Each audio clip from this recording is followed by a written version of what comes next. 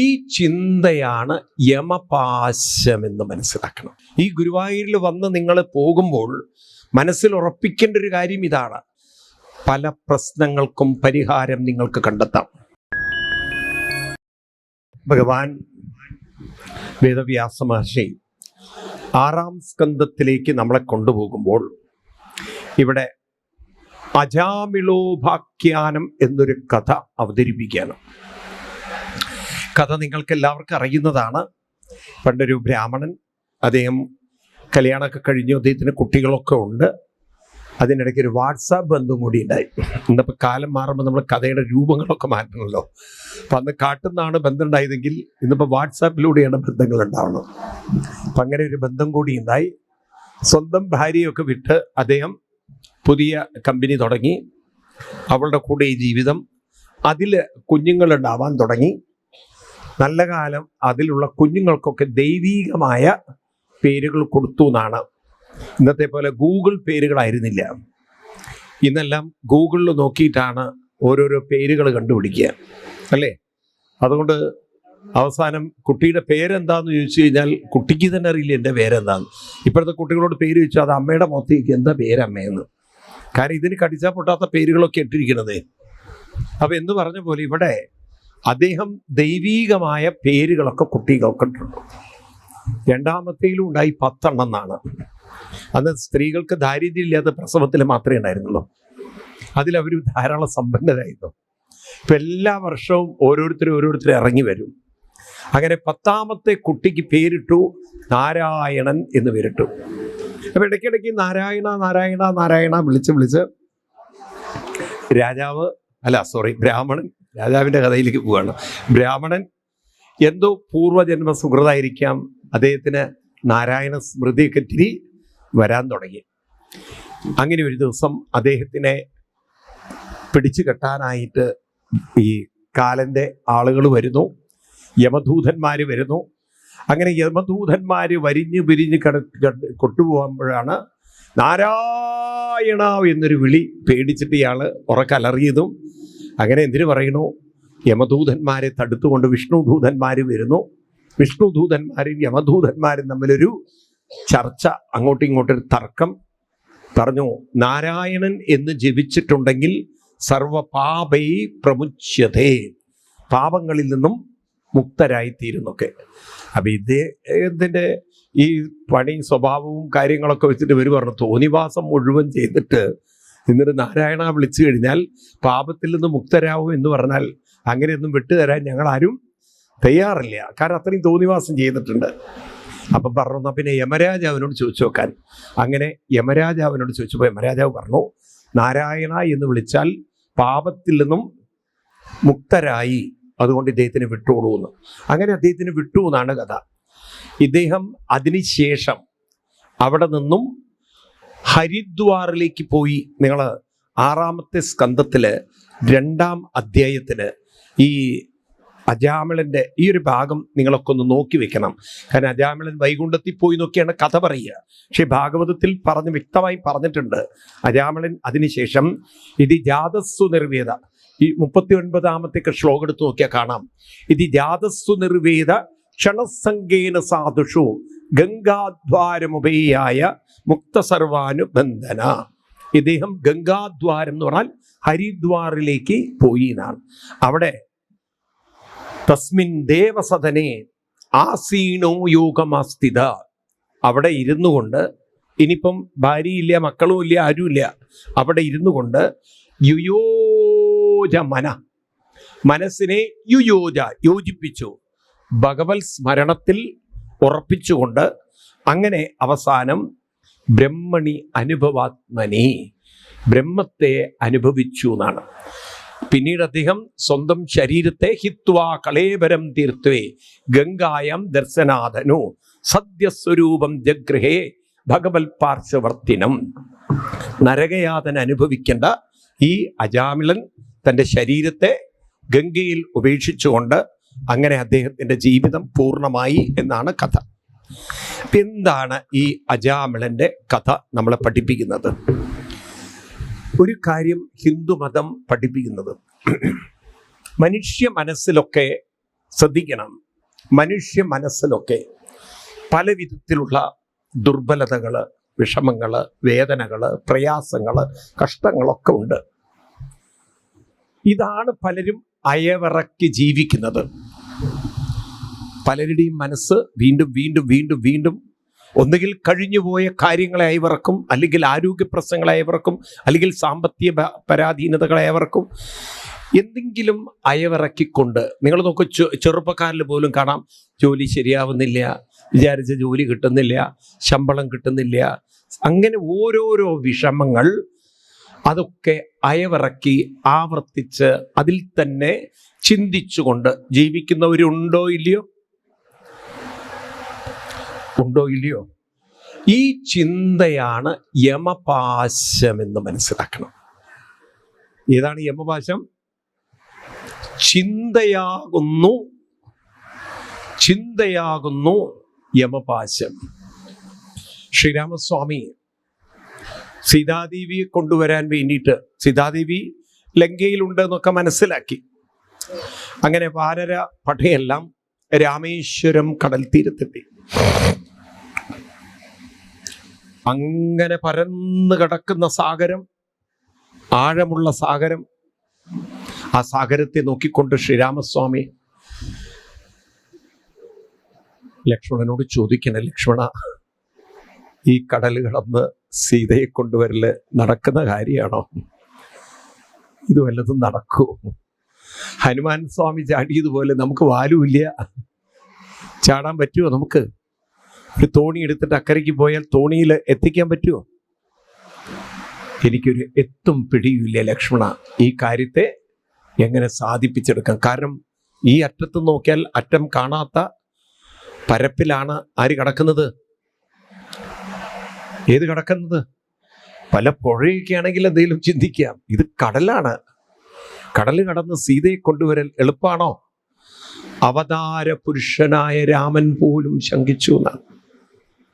അല്പനേരം ഇതി കർത്തവ്യ മൂഢനായിട്ട് എന്ത് ചെയ്യണമെന്നറിയാതെ, ഇതിനൊരു പരിഹാരം കണ്ടെത്താതെ, എങ്ങനെ സീതയെ കൊണ്ടുവരും, എങ്ങനെ സീതയെ കൊണ്ടുവരും, എങ്ങനെ സീതയെ കൊണ്ടുവരും എന്ന് പരിഭവിച്ചു കൊണ്ടിരുന്നു എന്നാണ്.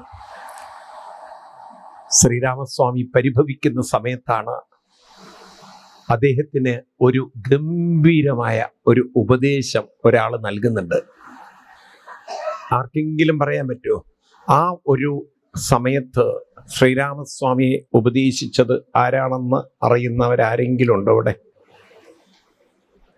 ആ ഒരു സന്ദർഭത്തിൽ ശ്രീരാമസ്വാമി ഉത്തരം കിട്ടാതെ വിഷമിക്കുന്ന, എങ്ങനെ സീതയെ ഈ വലിയ പരപ്പുള്ള കടൽ കടന്ന് കൊണ്ടുവരും, അക്കരെ പോയി ലങ്കയിൽ പോയി കൊണ്ടുവരും എന്ന് വിഷമിച്ചുകൊണ്ട് അത് തന്നെ ചിന്തിച്ചു കൊണ്ടിരിക്കുമ്പോൾ ശ്രീരാമസ്വാമിയെ ആ സമയത്ത് ഉപദേശിക്കുന്ന ഒരാളുണ്ട് രാമായണത്തിൽ.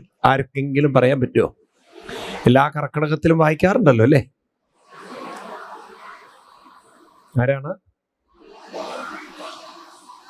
ആരാണ്? വിഭീഷണനോ? ജാമ്പവാനോ? ആരാണ്? ലക്ഷ്മണനോ? സുഗ്രീവൻ. ആരാ ഉപദേശിക്കുന്നത്? സുഗ്രീവൻ. ആ സുഗ്രീവനാണ് പറയുന്നത്, ചിന്തയുണ്ടാകരുതേതുമേ ചിന്തയാകുന്നു കാര്യവിനാശിനി എന്നാണ്. ഇത് ഓർത്തു വെക്കണം. ചിന്തയുണ്ടാകരുതേതുമേ ചിന്തയാകുന്നു കാര്യവിനാശിനി. അനാവശ്യമായ ചിന്ത തന്നെ കാര്യങ്ങളെ തടസ്സപ്പെടുത്തുന്ന ഒരു തടസ്സമായിട്ട് മാറും. തടസ്സം മനസ്സുണ്ടാക്കുന്നതാണ്. ഇത് തന്നെയാണ് യമപാശം. ഈ യമപാശത്തിലാണ് നമ്മളൊക്കെ ബന്ധിതരായിരിക്കുന്നത്. നമ്മൾ അറിയുന്നില്ല. നമ്മുടെ ഉള്ളിലൊരു യമപാശം കെട്ടിയിട്ടുണ്ട്. അത് വേണ്ടാത്ത ചിന്തകൾ ചിന്തിക്കും തോറും അതിൻ്റെ വലിവ്, മുറുക്കം അങ്ങോട്ട് കൂടും. വേണ്ടാത്ത ചിന്ത, അതുകൊണ്ടാണ് ആ വാക്ക് നോക്കൂ, പിരിമുറുക്കം എന്ന് പറയാ. മാനസികമായി അനാവശ്യമായി ചിന്തിച്ച് ഒരു ഡിപ്രഷനിലേക്ക് പോകുമ്പോൾ അതിന് മലയാളത്തിൽ പറയുന്ന ഭാഷ പിരിമുറുക്കം എന്നാണ്. ഈ മനസ്സ് നമുക്കൊരു യമപാശം കെട്ടിക്കഴിഞ്ഞു.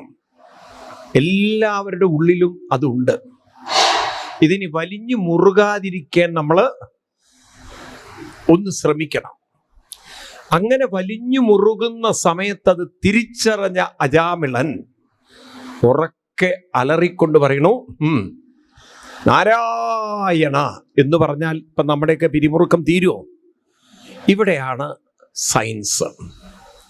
നിങ്ങൾ ഭാഗവതത്തിലെ 6-ാം സ്കന്ധം എടുക്കുക. 6-ാം സ്കന്ധം എടുത്ത് അതിൽ 1-ാമത്തെയൊക്കെ ശ്ലോകം അധ്യായം എടുക്കുക. അപ്പം അവിടെ നിങ്ങൾക്ക് കാണാം എന്താണ് ഈ അജാമിള കഥയിലൂടെ നമ്മളെ പഠിപ്പിക്കുന്നതെന്ന്.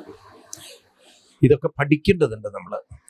അവിടെ പറയുന്നു 6-ാമത്തെ സ്കന്ധത്തിൽ 1-ാമത്തെ അധ്യായത്തിൽ 6-ാമത്തെ അധ്യായത്തിൽ 1-ാമത്തെ അധ്യായത്തിൽ 11-ാം ശ്ലോകം. ഇതൊക്കെ ഇത്തിരി ഒരു ശാസ്ത്രീയമായി ഉൾക്കൊള്ളാൻ പറ്റിയാൽ പല പ്രശ്നങ്ങൾക്കും പരിഹാരം നിങ്ങൾക്ക് കണ്ടെത്താം. പറയുന്നത് കർമ്മണ കർമ്മനിർഹാരം എന്ന്. വളരെ ശ്രദ്ധിക്കൂ നിങ്ങൾ. കർമ്മണ കർമ്മനിർഹാരം എന്ന്. ഇത് വേദവ്യാസ മഹർഷിയുടെ വാക്കുകളാണ്. ഒരു കർമ്മം കൊണ്ട്, കർമ്മം കൊണ്ട് മനസ്സിൽ, അതായത് നമുക്കിങ്ങോട്ട് വരേണ്ടുന്ന കർമ്മങ്ങൾ, നല്ല കർമ്മങ്ങൾ, മനുഷ്യന് വേണ്ടുന്ന പുരോഗതി, മനുഷ്യന് വേണ്ടുന്ന നല്ല കാര്യങ്ങൾ, നല്ല സമയം ഒരിക്കലും നമ്മുടെ ജീവിതത്തിൽ നമുക്ക് കർമ്മം കൊണ്ട്, കേവലം ബാഹ്യമായ കർമ്മം കൊണ്ട് നേടിയെടുക്കാൻ സാധ്യമല്ല. അത് മനസ്സിലാക്കാൻ എന്താ വഴിയെന്ന് ചോദിച്ചാൽ, എല്ലാവർക്കും നല്ലത് വേണം. ആ നല്ലതുണ്ടാവാൻ നമ്മൾ കേവലം ഒരു പ്രാർത്ഥന പ്രാർത്ഥിച്ചത് കൊണ്ട് മാത്രം കാര്യം ആവുകയില്ല. കർമ്മണ കർമ്മനിർഹാരം എന്ന് ആത്യന്തിക ഈശ്വതേ.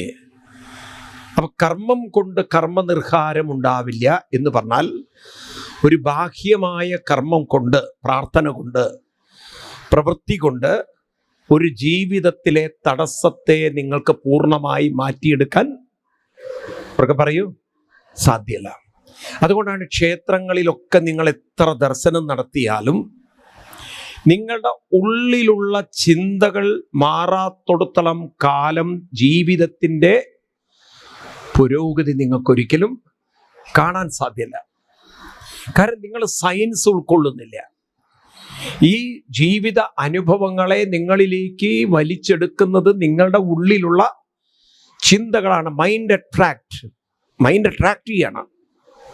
ഇപ്പം ദുരിത ചിന്തകൾ വെച്ച് നിങ്ങൾ അമ്പലത്തിൽ പോയി പ്രദക്ഷിണം വെച്ച് കുറച്ചൊരു വ്യത്യാസം ഉണ്ടാവും. പക്ഷെ ഉള്ളിലുള്ള ചിന്തകൾ അതുപോലെ വളരെ അലേർട്ടായിട്ടിരിക്കുന്ന സമയത്ത്, വളരെയധികം ഡോമിനേറ്റ് ചെയ്യുന്ന സമയത്ത്, പ്രോമിനൻ്റ് ആയിരിക്കുന്ന സമയത്ത്, ആ ചിന്തകളുടെ തീവ്രത കാരണം ദുരിതങ്ങളെ നിങ്ങൾക്കൊരിക്കലും തട്ടിമാറ്റാൻ സാധ്യമല്ല. അപ്പം മനസ്സിലാക്കണം, ജീവിതം നന്നാവണമെങ്കിൽ ദുരിത ചിന്തകൾ മാറണം. ജീവിതം നന്നാവണമെങ്കിൽ ഏത് മാറണം? ചിന്തകൾ മാറണം. അതാണ് ശ്രീരാമസ്വാമിക്ക് കൊടുക്കുന്ന ഉപദേശം. ചിന്തയുണ്ടാകരുതേതുമേ ചിന്തയാകുന്നു കാര്യവിനാശിനി. വെറുതെ അനാവശ്യമായി ചിന്തിക്കുന്നതാണ് പല ദുരിതങ്ങൾക്കും. ഇപ്പം നിങ്ങളൊക്കെ ഗുരുവായൂരിൽ വന്നു.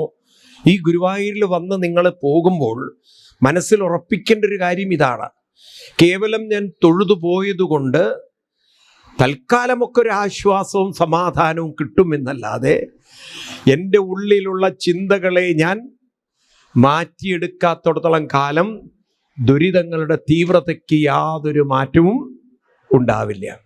മനസ്സിലാവുണ്ടോ നിങ്ങൾക്ക് ഞാൻ പറയണത്? മനസ്സിലാവുണ്ടോ പറയുന്നത്? ദുരിതത്തിന് യാതൊരു ഉറക്കെ പറയൂ മാറ്റവും ഉണ്ടാവില്ല. അപ്പൊ അതുകൊണ്ട് ഇവിടെ പറയുകയാണ്, കേവലയാ ഭക്ത്യാ വാസുദേവ പരായണ. ഏതുകൊണ്ട് സാധിക്കും? ഭക്തി കൊണ്ട് സാധിക്കും. അപ്പൊ ഭക്തി എന്ന് പറഞ്ഞാൽ എന്താണ്? നാമജപം ചെയ്ത് ചെയ്ത് ചെയ്ത് ഉള്ളിലുള്ള ചിന്തകൾ മാറ്റിമറയ്ക്കുന്ന സംസ്കാരത്തിൻ്റെ പ്രവൃത്തിയുടെ സാധനയുടെ പേരാണ് ഭക്തി എന്ന്. അപ്പൊ ഭക്തി എന്ന് പറയുന്നത് വെറുതെ തൊഴുതു പോകുന്നതിൽ ഒതുങ്ങുന്നതല്ല, ഭക്തി എന്ന് പറയുന്നത് ഉള്ളിലുള്ള ദുരിത ചിന്തകൾ പോകുന്നതുവരെ അതിനെ പോക്കാനായി നിരന്തരമായി ചില അനുഷ്ഠാനങ്ങൾ, സാധനകൾ കൊണ്ടു നടക്കുന്നതിന് പേരാണ് ഭക്തി എന്ന് പറയുന്നത്. അപ്പൊ ഈ ഭക്തി, നമ്മൾ അമ്പലത്തിൽ പോയാൽ ഭക്തി ഉണ്ടാവണമെന്നില്ല. അമ്പലത്തിൽ പോകുന്നത് ഒരു ഭക്തി ആവണമെന്നില്ല. അമ്പലവും ഭക്തിയും തമ്മിൽ യാതൊരു ഒരു ബന്ധവുമില്ല. അങ്ങനെ കരുതേ ചെയ്യരുത്. അതുകൊണ്ട് അമ്പലത്തിൽ വരുന്നവരെയൊക്കെ ഭക്തജനങ്ങളെ ഒന്നും വിളിച്ചിട്ട് കാര്യമില്ല. അതൊക്കെ ഈ ഉത്സവ സ്ഥലത്ത് വിളിക്കുന്ന പോലെയാണ്. ഭക്തജനങ്ങളെ എന്നൊക്കെ പറഞ്ഞാൽ ആളുകൾ വിചാരിക്കും അവർക്ക് ഭക്തജനങ്ങളാണ്. നമ്മളെല്ലാവരും ഭക്തജനങ്ങളാവണമെന്നില്ല. ഈ ഭക്തി എന്ന് പറയുന്നത് നാമജപം കൊണ്ട് ഉള്ളിലുള്ള ദുരിതങ്ങളെ മാറ്റിയെടുക്കാൻ കഴിയുന്ന ആ ഒരു സാധനയുടെ പേരാണ്. അതുകൊണ്ടാണ് കൃഷ്ണൻ പറയുന്നത്, നമ്മേ ഭക്ത പ്രണശ്യതി, എൻ്റെ ഭക്തൻ ഒരിക്കലും തളരുകയില്ല. അപ്പൊ തളരാത്ത ഒരാള് അത്രയും മാനസികമായി ഉയർന്നാലെങ്കിലേ തളരാതിരിക്കുള്ളൂ. എന്താന്ന് പറയാത്തത്? ആ തലത്തിലേക്ക് എല്ലാ ഭക്തന്മാരും എത്തുന്നുണ്ടോ? അപ്പൊ അതൊന്ന് മനസ്സിലാക്കാലോ. നമുക്ക് എന്ത് വന്നിട്ടില്ല? ഭക്തി വന്നിട്ടില്ല. നമ്മൾ വെറുതെ ചടങ്ങ് ചെയ്തു പോവുകയാണ്. അതാണ് ഹിന്ദുക്കൾ ശരിക്കും ഭക്തി എന്താണെന്ന് പഠിച്ചിട്ടില്ല. നാമ ആവർത്തനമാണ് ഭക്തി എന്ന് വീണ്ടും വീണ്ടും വീണ്ടും വീണ്ടും തലയിൽ ഉറപ്പിക്കണം. എന്താണ്? നാമം വെറുതെ ചൊല്ലല്ല, നാമം ആവർത്തിച്ച്. എന്തിനാ ഈ ആവർത്തിക്കുന്നത്? അപ്പോഴേ മനസ്സിൽ ഉറച്ചു കിടക്കുന്ന ദുരിത ചിന്തകളുടെ വേരുകൾ ക്രമേണ ക്രമേണ അറ്റുപോവുകയുള്ളൂ. നമ്മൾ അറിയാതെ അതങ്ങനെ അറ്റുപോകണം. താപത്രയോന്മൂലനം, താപങ്ങളുടെ ഉന്മൂലനം സംഭവിക്കണം. ഭാഗവതം തുടങ്ങുമ്പോൾ അങ്ങനെയാ പറയുന്നത്, ധർമ്മപ്രോച്ചിത കൈതപുത്രപരമോ നിർമ്മത്സരാണം സദം വേദ്യം വാസ്തവം വസ്തുജിപദം താപത്രയോന്മൂലനം. ആ താപത്രയങ്ങൾ ഉന്മൂലനം ചെയ്യുന്ന വിധത്തിൽ നാമത്തിന്റെ തീവ്രത അതിൻ്റെ വേരുകളിലേക്ക് ആഴ്ന്നിറങ്ങണം. അപ്പൊ നാമ ആവർത്തനമാണ് ഭക്തി. നാമ ആവർത്തനമാണ് ഭക്തി. പറയൂ, ഇത് എന്തിനാ ഞാൻ പറയിപ്പിക്കുന്ന വെച്ചാൽ ഇത് നമ്മുടെ തലയിലില്ല. വെറുതെ അമ്പലത്തിൽ പോയി തൊഴുതാൽ അത് ഭക്തി ആവില്ല. അതാണ് കർമ്മണ കർമ്മ നിർഹാരം എന്ന്. അങ്ങനെ തെറ്റിദ്ധരിക്കരുത്. കാരണം ഇതുകൊണ്ടാണ് പലരും പറയുന്നത് ഇത്രയും കാലം അമ്പലത്തിൽ പോയി എന്നിട്ട് അവസാന കാലം എന്തേ ദുരിതം അനുഭവിച്ചത്. ഭക്തൻ ഒരിക്കലും ഒരു ദുരിതത്തിലും മാനസികമായി തളരുകയില്ല. മനസ്സിലായില്ലേ? അങ്ങനെയുള്ളൊരു ഭക്തരായി മാറുന്ന ആഗ്രഹമുണ്ടോ നിങ്ങൾക്ക്? ആഗ്രഹമുണ്ടോ? എന്തു തന്നെ വന്നാലും ഒരു പുഞ്ചിരിച്ച് അതിലൂടെ കടന്നു പോവാൻ സാധിക്കുന്ന ഒരു മാനസികാവസ്ഥ കിട്ടിയാൽ എന്തായിരിക്കും? എങ്ങനെ ഉണ്ടായിരിക്കും? അതല്ലേ നല്ലൊരു ജീവിതം? ആണോ? വേണോ വേണ്ടയോ? അതല്ലെങ്കിൽ ഇപ്പോ എല്ലാം അനുകൂലമായി നിൽക്കുമ്പോൾ ഹീ ഹീ ഹീ ഹീ പിന്നെ ഹൂ ഹൂ എന്ന് പറയേണ്ട അവസ്ഥ വരരുത്. ദുരിതങ്ങളും ദുഃഖങ്ങളും വരുമ്പോൾ പൊട്ടിക്കരഞ്ഞ് നെഞ്ചത്തടിച്ച് അയ്യോ എല്ലാം ഒക്കെ പറഞ്ഞ് കരയുമ്പോഴാണ് ആളുകൾ കളിയൊക്കെ ഇത്രയും കാലം അമ്പലത്തിൽ പോയിട്ട് ഈ കോലത്തിലാണല്ലോ ആയതെന്ന്. ഇതൊക്കെയാണ് ഭക്തി എന്ന് പറയുന്നത്. അപ്പൊ ഭക്തൻ ഒരിക്കലും മാനസികമായി ഉറക്കെ പറയൂ തളരുകയില്ല. തളരാതിരിക്കണമെങ്കിൽ എന്ത് വേണം? തളർത്തുന്ന ചിന്തകളെ അവിടെ നിന്നും മാറ്റിയെടുക്കണം. അപ്പൊ അജാമിളന്റെ കഥ എന്താ പഠിപ്പിക്കുന്നത്? അജാമിളൻ കുറച്ച് കുഴപ്പക്കുരുത്തക്കേടൊക്കെ ചെയ്തു. അതിപ്പോൾ അയാളുടെ ജീവിതത്തിൽ സംഭവിച്ചു. അങ്ങനെയുള്ള ഒരാള് ഒരു ദുരിതം, ആ കഥ എന്തിനാ പറഞ്ഞാൽ ഇങ്ങനെ ജീവിതത്തിൽ ദുരിതങ്ങളിലൂടെ കടന്നുപോയ ആൾക്ക് പോലും ആ ദുരിതങ്ങളെ മറികടക്കാൻ സാധിച്ചു എന്നാണ്. ശരിക്കും പറഞ്ഞാൽ ഈ ഒരു കഥയുണ്ടല്ലോ, ഇതൊരു വലിയ ന്യൂട്ടൺ സയൻസ് ഓഫ് ആക്ഷൻ എന്ന് പറയും. ഇതൊരു കർമ്മ സിദ്ധാന്തത്തെ നമുക്ക് പഠിപ്പിച്ചു തരികയാണ്. എന്താണ് ഈ കർമ്മം എന്ന് പറഞ്ഞാൽ? കർമ്മം എന്ന് പറഞ്ഞാൽ ആക്ഷൻ ആൻഡ് റിയാക്ഷൻ ആണ്, അല്ലേ? പ്രവൃത്തിയും അതിനുള്ള റിയാക്ഷനും, നിവൃത്തിയും അതിനുള്ള നിവൃത്തിയല്ല, അതിനുള്ള എന്താണ് തിരിച്ചു കിട്ടുന്ന ഓപ്പോസിറ്റ് റിയാക്ഷനും, അല്ലേ? ആണോ അല്ലയോ? അപ്പൊ ന്യൂട്ടൺ പഠിപ്പിക്കുന്ന കർമ്മം എന്ന് പറഞ്ഞാൽ എക്സ്റ്റേണൽ ആയിട്ടുള്ള കർമ്മങ്ങളാണ്. 2 തരം കർമ്മങ്ങളുണ്ട്. ഒന്ന് ബാഹ്യമായ പ്രവൃത്തിയും, 2 ആന്തരികമായ കർമ്മങ്ങളും. എന്താണ് മനസ്സിലായില്ലേ? ബാഹ്യമായ പ്രവൃത്തിയാണ് ഇപ്പം ന്യൂട്ടന്റെ പറയുന്ന ഗ്രാവിറ്റിയും മറ്റു കാര്യങ്ങളൊക്കെ പ്രകൃതിയിൽ നടക്കുന്നത്. അത് പ്രകൃതിയുടെ കർമ്മങ്ങളാണ്. എന്നാൽ അവിടം കൊണ്ട് തീരുന്നതല്ല കർമ്മങ്ങൾ. മനുഷ്യന്റെ മനസ്സും കർമ്മങ്ങളിലൂടെ കടന്നു പോവുകയാണ്. അതായത് എന്ത് തരം ചിന്തകളാകുന്ന കർമ്മങ്ങളാണോ കൊണ്ട് നടക്കുന്നത്, ആ ചിന്തകൾക്കനുസരിച്ചിട്ടുള്ള റിയാക്ഷൻസ് ആയിരിക്കും, റിഫ്ലക്ഷൻസ് ആയിരിക്കും ജീവിതത്തിൽ കിട്ടിക്കൊണ്ടേയിരിക്കുന്നത്. ഞാൻ ആവർത്തിച്ച് നിങ്ങളോട് പറയുന്നുണ്ട്, എപ്രകാരമാണോ മനസ്സ് അപ്രകാരമായിരിക്കും ജീവിതത്തിൻ്റെ അനുഭവങ്ങൾ.